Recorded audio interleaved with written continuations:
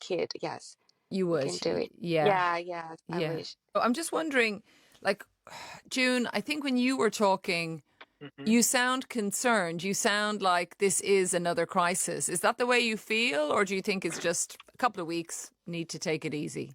Right. So I'm also a little concerned about this another wave coming in Mm-hmm. this year and also extended to next year. So actually, our government officially announced its fourth wave on July. So it started about 1,000 daily cases Yeah. and it gradually increased to 7,000 this month. I think we could still overcome this crisis since we have lots of systematic regulations, rules that have been succeeded for the past year.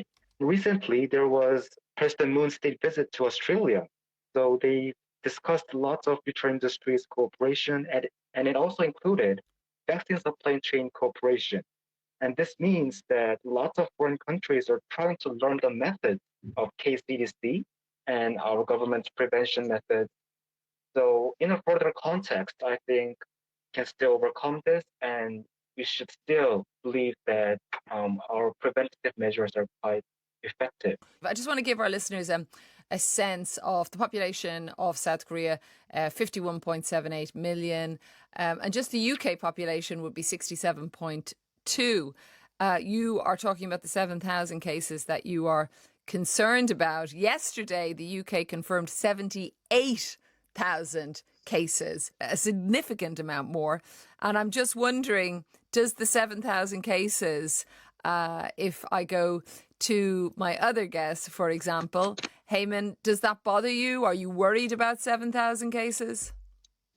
Well, yes, I feel worried because not just I think it's not just a matter of numbers, Okay. but it's the matter of how much can the national hospitalization system can endure the cases, right? Mm-hmm. Like if there are no beds in ICU units, and if the healthcare workers are overwhelmed, and if the patients are waiting at their homes because there are no beds at the hospital, which is the case now, I think it is very kind of, I think, something that we need to worry and take serious concerns about.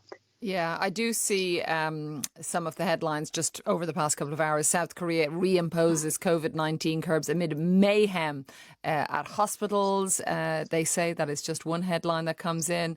There's another one. COVID cases surge to record high. Government to restore tougher virus curbs. But I suppose a lot of the times it does come back to the healthcare system and whether it is able to cope or not. June, perhaps you'd like to ask either Heyman or Hayin a question?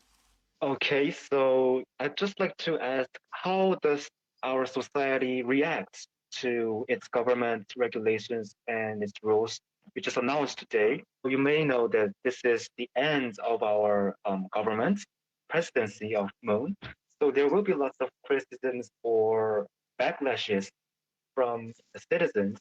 So how does people react? I was actually at the hair salon this morning, and I talked to a couple of designers about this because they are one of those who gets a huge impact from this new government policy.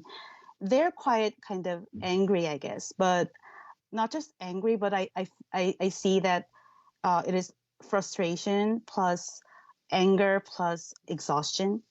And I feel for them because it has been like going on and on for like almost 2 years, right? Mm-hmm.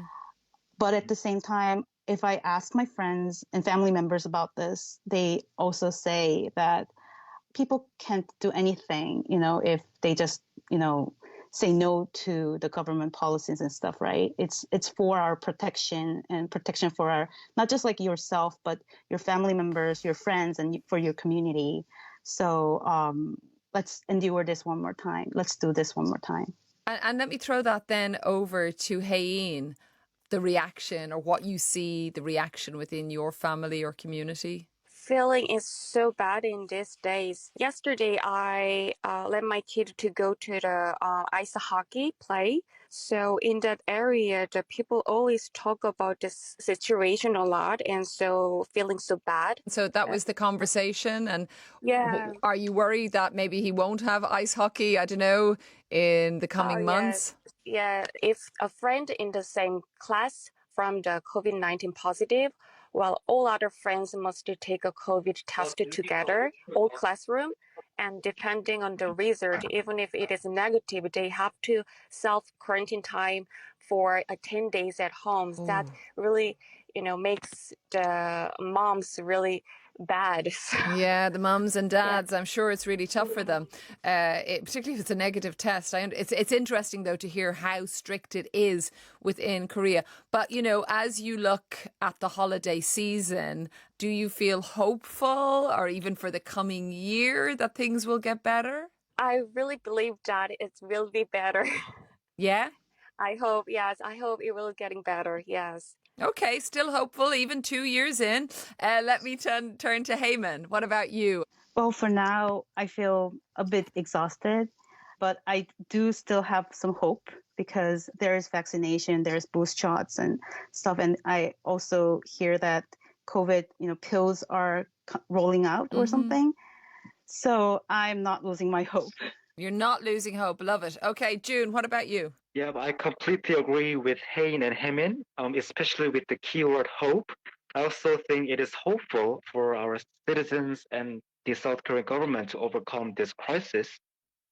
Thanks so much to my guests. Really interesting to hear from them. Hayin, also Heymin, and we had June as well. He was feeling sense of pride about how South Korea had been recognised for doing a good job in the pandemic. And also just that pill I should mention, because there was news on it today, the anti-COVID pill by Pfizer. It did get, with the European Drugs Regulator, approval for emergency use. A lot of caveats with it, but you're probably going to hear more about that over the coming days as well. Let us stay with South Korea, because I want to hear more kind of on this policy that has been introduced and how things have changed.